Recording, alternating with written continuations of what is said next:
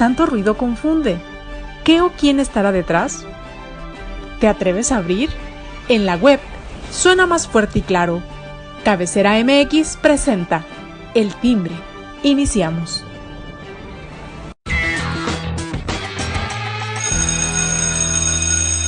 Hola, ¿cómo le va? Qué gusto saludarlo. Muy buenos días. Arrancamos el Timbre y arrancamos con el mes de diciembre. Ya llegó el último mes del año y pues no sé cómo lo vayan a recibir todos ustedes, pero yo sí tengo el gusto de recibirlo con mis compañeros y amigos a quien le doy la más cordial bienvenida y los saludo con mucho gusto y empiezo por las damas. Surya, ¿cómo estás? Qué gusto saludarte. Hola, ¿qué tal? Muy buenas tardes, buenos días, a la hora que nos estén viendo. Para todos, feliz miércoles y sí que bueno, ya llegó el mes de diciembre, creo que es un respiro para todos después de que, bueno, las dificultades que se han tenido en este año con la continuación de la pandemia, crisis económica, entonces la verdad es de que sí, se agradece que ya se vaya a concluir el año. Muy bien. Daniela Geomar, ¿cómo estás? Qué gusto saludarte. Hola, ¿qué tal? Gracias, un placer saludarles. También a quienes nos ven, nos escuchan a cualquier hora, en efecto, en cualquier parte del mundo. Y sí, diciembre inicia la etapa más hermosa del año, que es el invierno. Bueno, sí, el invierno es una chulada para todos los que nos gusta el frío. Mi querido Carlos Maguey, no, pues, cuando empiece el frío. Cuando empiece el frío.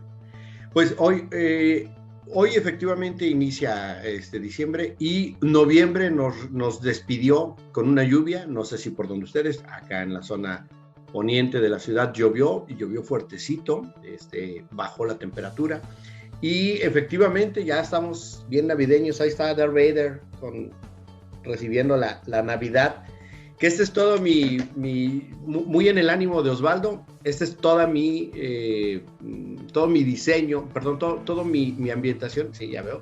Toda la ambientación que hay en mi casa navideña es ese Darth Vader y no hay más, porque, pues, ¿para qué más? Con eso es suficiente. Con eso es suficiente y yo lo saludo con un cafecito a mi estilo. Oiga, les quiero preguntar y empiezo con Surya. ¿Cómo ven el caso de Emma Coronel? ¿Es poco, es mucho o es nada esa sentencia que le otorgaron? Solo 3 años, 3 años de prisión más otros 4 años de libertad condicional, libertad vigilada. La verdad es de que es poco desde mi perspectiva y pues un éxito para los abogados de Emma Coronel.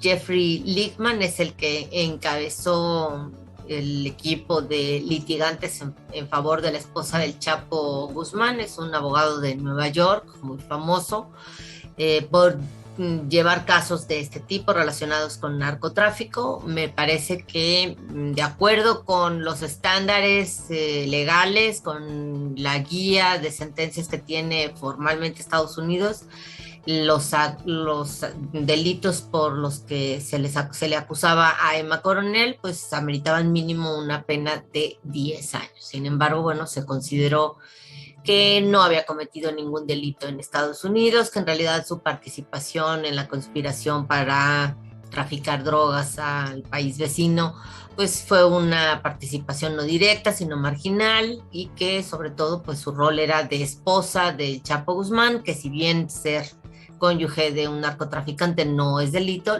sí lo es en su caso el hecho de que prestó colaboración al entramado delictivo de quien fuera el líder del cártel de Sinaloa.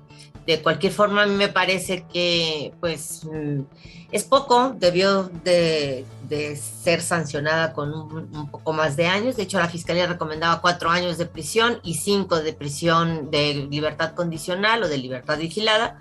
La verdad es de que el juez Rudolf Contreras fue muy benevolente, le dio menos de la recomendación de la Fiscalía.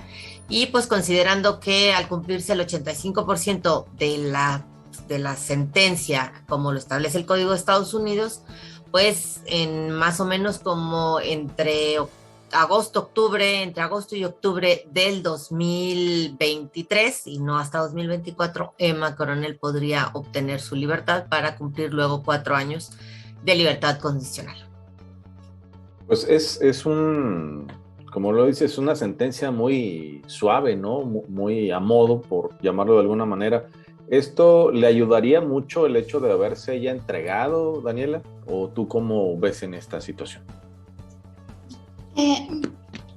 Propondría hacer un abordaje un poco diferente. Evidentemente tiene que ver que no solamente que se entrega, sino que se declara culpable. Yo aquí vería dos puntos trascendentales. Número uno, el punto de fondo que nos debe de preocupar es que detenida, sentenciada, libre, lo que sea, Emma Coronel no cambia nada en el aspecto del mapa del narco en México, de su operación y la vigencia del narco en México siguen intactos. O sea, no ha pasado nada. Es decir, lo mismo que sucedió cuando detienen, sentencian y extraditan a Chapo Guzmán. Es decir, no ha cambiado nada. ¿Por qué? Porque sigue siendo el cártel de Sinaloa el cártel predominante en todo el país, no necesariamente el más violento. Sí sigue siendo el cártel con mejor financiamiento y ahí está otra de las claves. Por lo tanto, tiene una estructura mayor. Hay que recordar que el cártel de Sinaloa funciona y ha funcionado y es parte de su éxito con una estructura empresarial a nivel de holding. Es decir, es una gran holding y de ahí viene la parte de los ejércitos, viene la parte del trasiego, del cultivo, viene la parte del tráfico de drogas, es decir, y el tráfico de armas, otra parte de los vehículos, otra parte de la tecnología, es decir, es un corporativo tal cual, el cártel de Sinaloa, y que en determinado momento ha tenido algunos participantes, pero siempre el cerebro detrás de todo ha sido y seguirá siendo Mario Zambada. Una situación importante es que, bueno, su hijo, Vicentillo, está en una situación muy similar a la de Emma Coronel. Ciertamente Vicentillo sí se le comprobó que él sí participó de manera directa en el tráfico de drogas hacia los Estados Unidos. En el caso de Emma no, en efecto es como colateral su participación. Y también tenemos la duda de que si eso no es esposa, porque en realidad el Chapo Guzmán solamente se ha casado una vez con esta señora de apellido Salazar, la madre de los mayores de Chapo Guzmán, pero bueno, en fin, ese es mucho asunto, ¿no? Y la parte económica, eso es muy importante, porque pareciera que en este caso venimos a comprobar que hay dos conceptos que pues, como que no se conocen, como que la justicia y la legalidad ni se hablan, porque son cosas completamente distintas. Ciertamente, la sentencia de Emma Coronel es legal, pero no es justa. Y les voy a poner un ejemplo con el cual quisiera cerrar y dejar este mensaje que generalmente trato de darles cada vez que hablo de narcotráfico. Ustedes saben cuál es la pena a la que se arriesgan cuando dice a alguna persona, oye, necesito un dinerito, déjame, pues... hecho en mi maleta unos kilitos, unos gramitos, no pasa nada, ya todo está bien arreglado, lo que sea. Es una sentencia de entre 10 y 10 años de cárcel. Es decir, lo mismo que para Emma Coronel, con una gran diferencia. Quienes son utilizados como mulas no tienen la cantidad de recursos económicos para pagar un abogado, para pagar las sentencias reparatorias, y entonces esas personas que solamente trasigan cosa de unos gramos de cualquier droga, incluso dentro de su propio cuerpo, lo cual arriesga su vida, se quedan en efecto hasta 10 o hasta más años de cárcel, porque sus asuntos no avanzan, se quedan ahí atorados. Y en cambio, estos personajazos del narco, por la cuestión económica, evidentemente salen muchísimo más rápido. Por lo tanto, uno, no se arriesgue. Dos, qué maravilla sería que en México, en Estados Unidos y en todo el mundo presentaran a estas dos muchachas a justicia y legalidad. Híjole, pues parece que nunca las hemos visto juntas y no sé si tú lo consideres, Maguey, que algún día las vayamos a ver juntas a este par de señoritas? No, eso es ni en los partidos de fútbol las vemos juntas, ¿no? En realidad este asunto, como bien nos lo dicen tanto Surya como Daniela, evidencia este sistema en el que estamos, y que efectivamente de algún modo privilegia a las grandes participaciones en los actos delictivos. Y creo que yo me quedaría con esta reflexión que nos hace Daniela también sobre que no cambian las cosas. Es decir, desde luego que cuando atrapan hace unos días a la esposa del Mencho, y se dice que es porque es operadora financiera del cártel, bueno, uno esperaría que les pegaran justamente en esa parte que es en la que tienen que congelarles recursos. Y congelándoles recursos podría ser que encontraran una forma de detenerlos. Yo vería que hay dos formas de detenerlos. Bueno, no dos formas de detenerlos así nada más de sencillos, ¿no? Sino que les podrían hacer mella. Uno, que pudieran de algún modo impedir el tráfico de armamento. Y dos, que pudieran congelarles recursos de manera más eficiente. Sin recursos y sin armas, sí sería posible que estos grupos quedaran más o menos, si no detenidos, sí al menos que se les dificultara mucho su operación. Sin embargo, es muy difícil, ¿no? Sobre todo porque gran parte de ese movimiento de recursos es en efectivo. Todos lo hemos visto, que cuando los llegan a detener los encuentran literal, y en el sentido figurado y en el sentido literal, con montañas de billetes, ¿no? Y dice uno, bueno, ¿contra eso qué, no? O sea, hay cómo lo congelas, ¿no? ese recurso, y con armas para aventar para arriba. Entonces, sí, creo que el gran problema, como bien nos lo decían, es que no parece que sea justo, y tampoco parece que esto traiga como consecuencia que se debilite a esos grupos o que se les reste potencial, aunque estén detenidos, en este caso la esposa del Chapo y el Chapo mismo, y aunque esté detenida la esposa del Mencho, de todos modos no se ve que les detengan nada que les impidan operar. Entonces, definitivamente, aunque digan que no, podemos decir que seguimos en la ruta o en el camino de ser un narcoestado en México. Surya. Yo creo que sí. Lo único que agregaría a lo que han dicho Daniela y Carlos, ¿sabes qué, Osvaldo? Es que si bien en México no cambia nada, y tampoco cambia en términos del tráfico de drogas y el consumo de drogas que se lleva a cabo en Estados Unidos, tampoco hay ningún cambio, porque eso sí, nunca hay que olvidarlo. O sea, la droga no se transporta sola después de que pasa la frontera al país vecino. O sea, allá también hay narcotraficantes, también hay redes de distribución de narcóticos, etcétera, etcétera. A pesar de que el foco de la Administración de Justicia estadounidense es hacia los capos y los grandes personajes delictivos mexicanos o de otras nacionalidades que no son precisamente el estadounidense.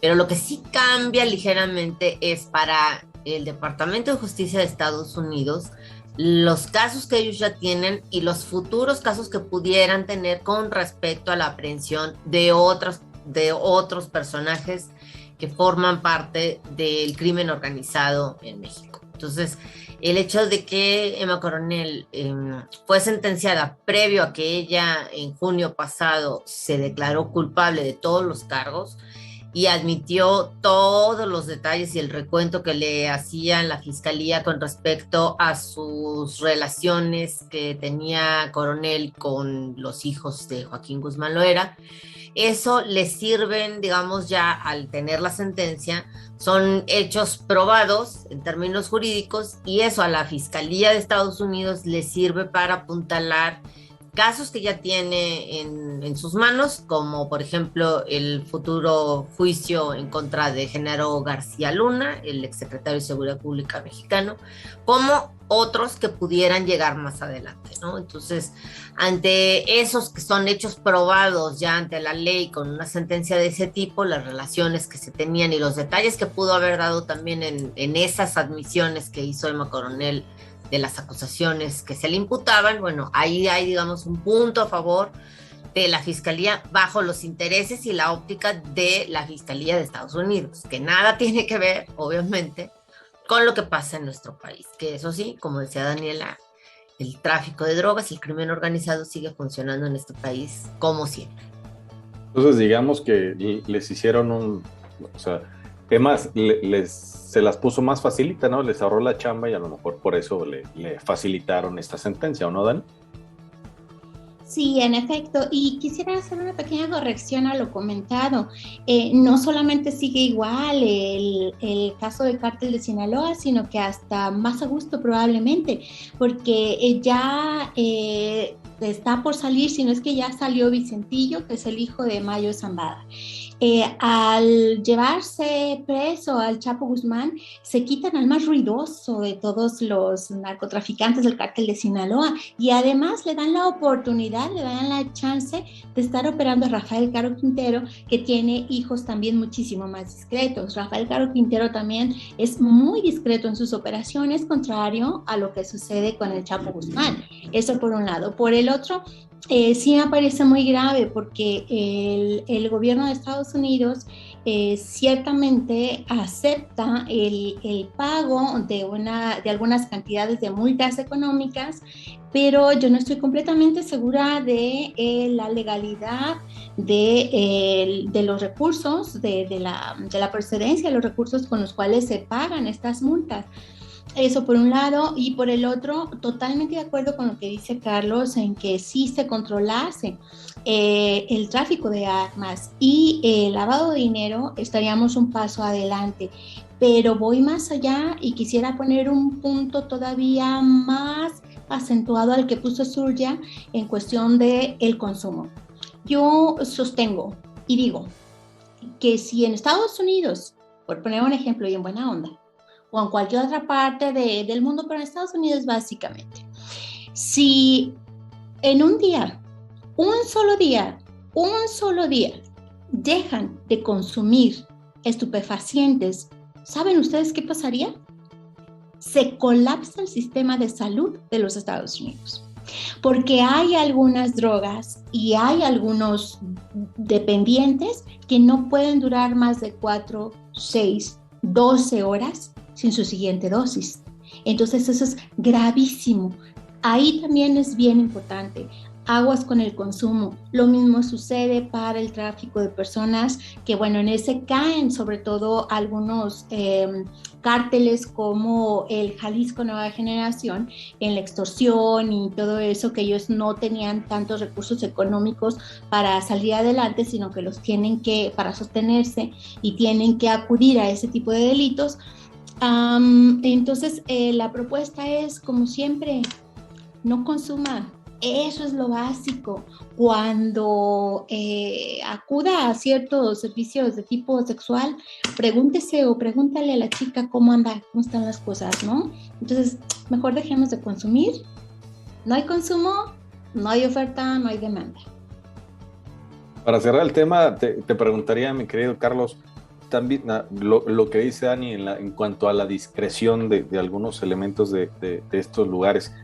También la autoridad es muy discreta, ¿no? Porque pues nunca hemos visto que hagan algo así como que tú digas qué emocionante. Sí, no se les ve a las autoridades locales y ni a las federales, de hecho, ¿no? En este sexenio las autoridades federales decidieron evitar ir sobre las cabezas. Bien nos lo dijo en varias ocasiones, como ha dicho el presidente, no voy sobre los grupos delictivos. No está atacando las cabezas. La única vez que lo intentó con Ovidio, terminó diciendo, no, bueno, mejor no, siempre me rajo, ahí nos vemos, gracias, se me la platican la próxima. Y los gobiernos locales han decidido, y creo yo que tiene un cierto grado de lógica, a ver, si no le está entrando el gobierno federal, ¿yo para qué me meto, no? Si literal son delitos federales, que ando yo sudando calenturas que no son mías, con permiso me doy la vuelta, y eso lo único que ha provocado es que se consoliden esos grupos que saben que pueden andar por donde quieren. Y por ejemplo, hace unos días que los gobiernos se pusieron a anunciar que van a hacer patrullaje en la zona con Zacatecas, con Aguascalientes, bueno, perdón, la Comisión Estatal de Derechos Humanos les dijo en abril y les dijo en marzo y les dijo en mayo, oigan, hay bronconones allá, se están en toda la zona limítrofe, hay un montón de broncas, vayan y dense sus vueltas. Recordarán que se volvió crisis cuando mataron a un estudiante de medicina de la Autónoma. Antes de eso, cuando solamente, y déjenme decirlo de forma muy fea, cuando solamente habían matado a personas de la etnia wixárika, no hacían nada. Cuando mataron a un estudiante de la Autónoma fue cuando ya corrieron a atenderlo. Y después pero corrieron a atenderlo unos días. Luego se les volvió a olvidar. Y apenas ahora que ya hubo un montón de personas a las que colgaron en puentes ya muertas, otra vez dijeron, no, ya íbamos, a ver cuánto les dura esto, seguramente tampoco les dura mucho tiempo. En este caso, el presidente municipal de Fresnillo, que es hermano del gobernador de Zacatecas, decía, ¿no? Pues es que esto es una situación que nos está desbordando, ya le hemos pedido ayuda al gobierno del estado, ya le hemos pedido ayuda al gobierno federal, y pues estamos viendo a ver para cuándo se les ocurre mandarnos a alguien que nos haga el paro. Y hablando de este caso que dices de la Comisión Nacional de Derechos Humanos, pues hoy, el día de ayer, amanecieron como muy filosos, ¿no? O sea, como que traían muchas ganas de hacer comunicados, sobre todo, pues mandando mensajes aquí al Estado de Jalisco. ¿Cómo ves, Surya? Me parece bien que la Comisión Nacional de Derechos Humanos, a cargo de Rosario Piedra, pues esté haciendo su trabajo. Se le nota poco, y también luego, precisamente porque se ha notado poco el trabajo, se le acusa de estar plegada políticamente prácticamente a la administración de López Obrador, porque no cuestiona nada de lo que ha hecho el presidente.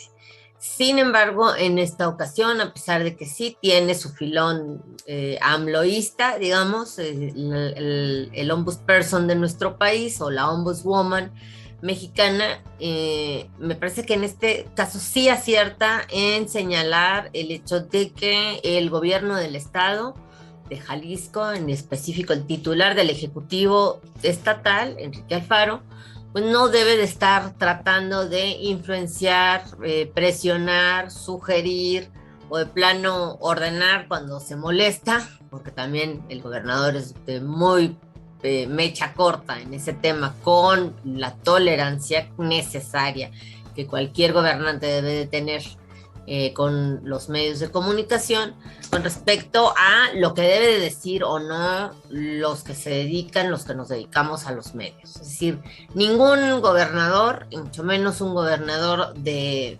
estado de Jalisco, que se dice vanguardia de oposición al gobierno de López Obrador, puede estar sugiriendo y diciendo que los medios y que los reporteros y los periodistas no hablen de la violencia, que es una realidad. O sea, el tema no es lo que dicen los medios y lo que decimos los periodistas. El tema muy claro es de que nosotros somos el espejo en el que se refleja la realidad, y uno no tiene por qué andarse callando con respecto a la realidad. Si el reflejo está muy feo, esa no es responsabilidad de los medios. Esa es una responsabilidad de los gobernantes, del gobierno estatal y obviamente municipales, y también del gobierno federal.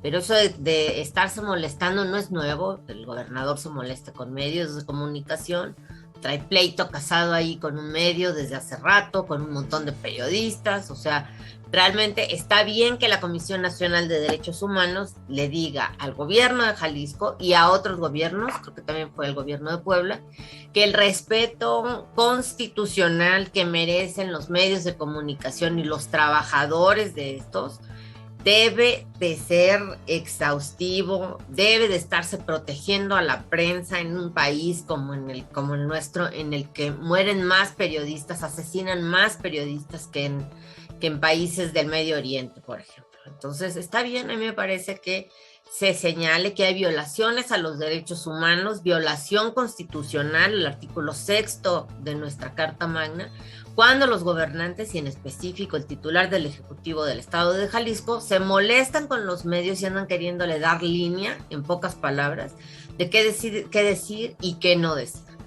Si hay violencia en municipios como Puerto Vallarta y eso puede o pudiera ahuyentar al turismo, pues eso no es culpa de los medios.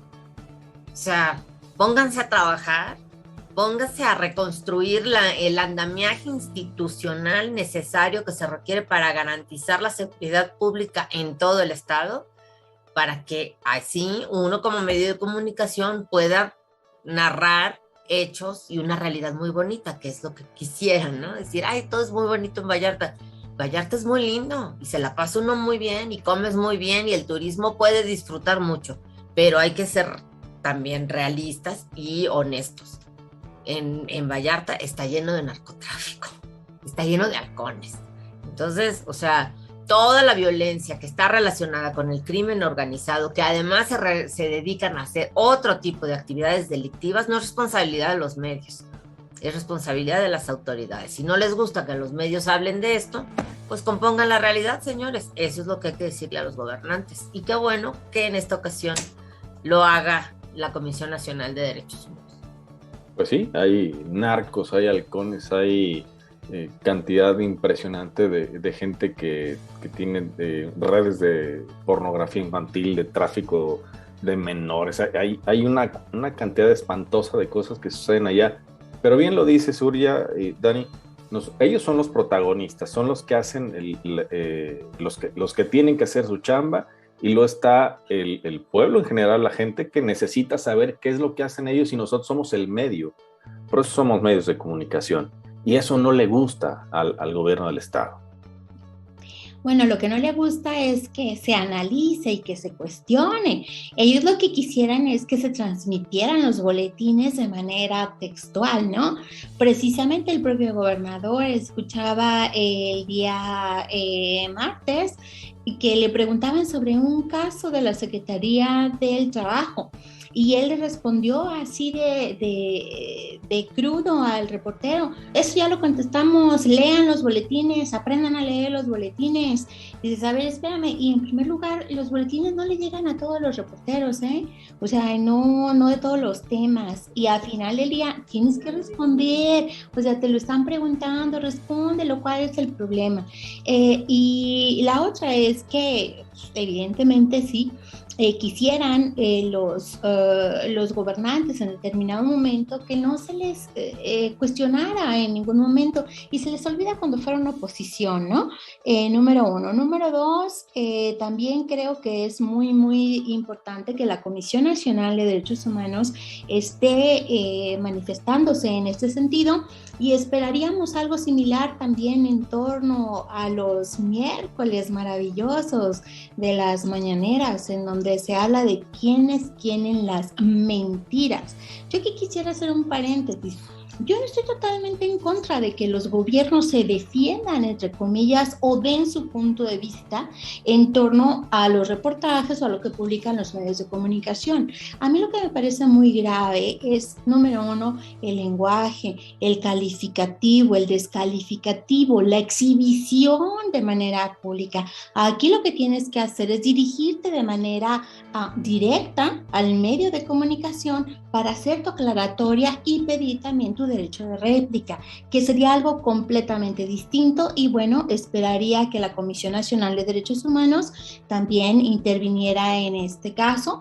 Y bueno, pues aquí en este panel tenemos a uno de los señalados en estos miércoles de plaza, ¿verdad, querido Osvaldo?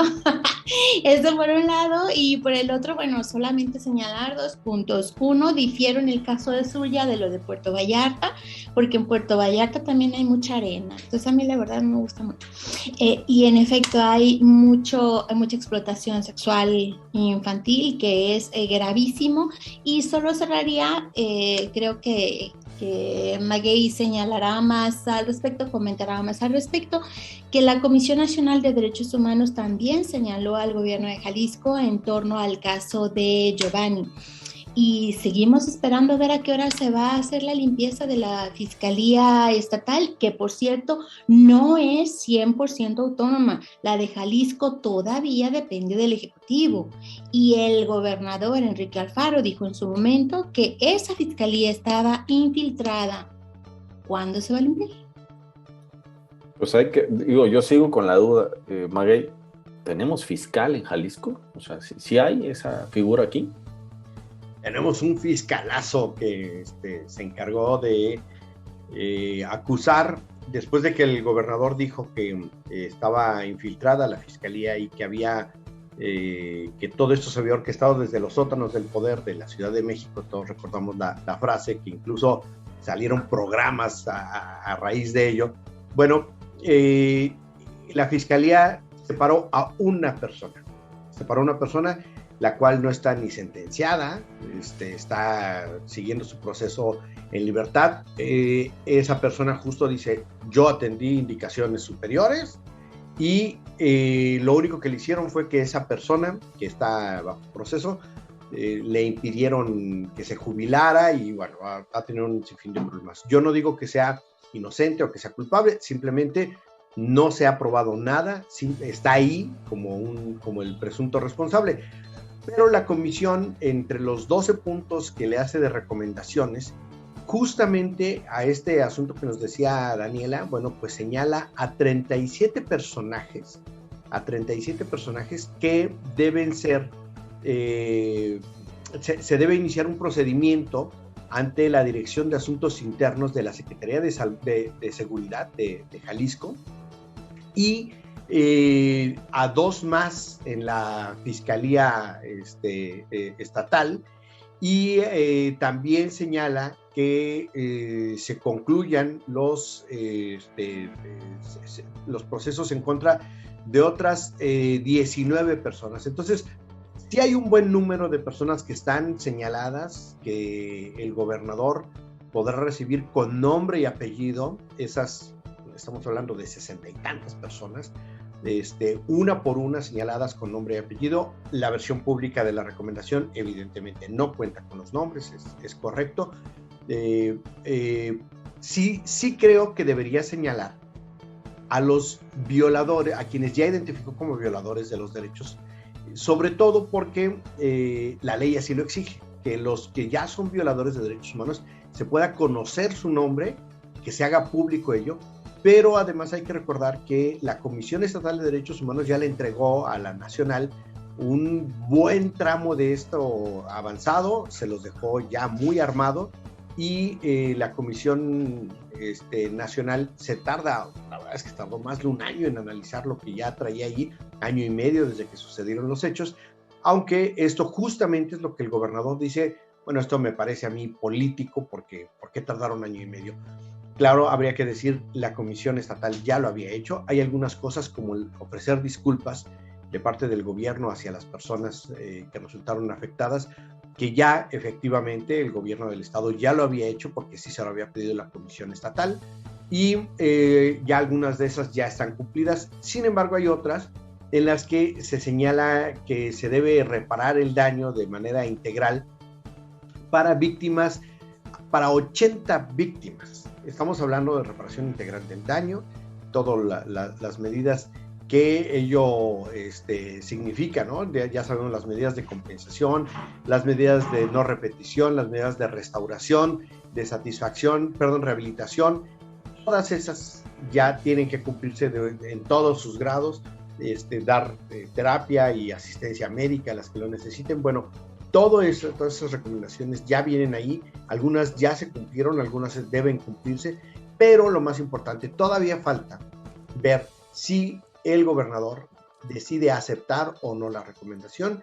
Podría no aceptarla, o podría aceptarla de forma parcial, y en el caso en el que esto sucediera, que la aceptara de forma parcial o que no la aceptara, estaría la posibilidad siempre de que el Congreso de la Unión lo mandara a llamar y le pidiera ¿qué óvole? ¿Por qué no las aceptas? Eso no significa que sea un procedimiento sancionatorio ni nada. Simplemente la Comisión de Derechos Humanos de la Cámara de Diputados podría mandarlo llamar y decirle, explícanos las razones por las que no aceptaste la recomendación. Si la juega bien, a lo mejor el gobernador utiliza eso como una estrategia política, como para victimizarse. Si la juega mal, el Morena lo puede crucificar de a de veras. Entonces, hay que ver, todavía se me hace que este es el inicio, un buen inicio de una novela, de la segunda temporada de una novela. La primera fue el tema de las detenciones y lo que sucedió hace un año y medio después llega la segunda temporada, es esta, vamos a ver cómo se resuelve. Pues ojalá y se resuelva a favor de quien se tenga que resolver, sobre todo de las víctimas, ¿no? Entonces, esto siempre va a ser muy importante para todos nosotros. Pues el tiempo se nos acabó. Es como siempre para nosotros un placer que usted nos haya acompañado, que nos haya dejado entrar a su hogar en este primer día del mes de diciembre. Les mandamos un abrazo. Gracias, Surya. Gracias, Dani. Y gracias, Carlos. Y a ustedes los esperamos en la próxima aquí en Cabecera MX. Pásela bien.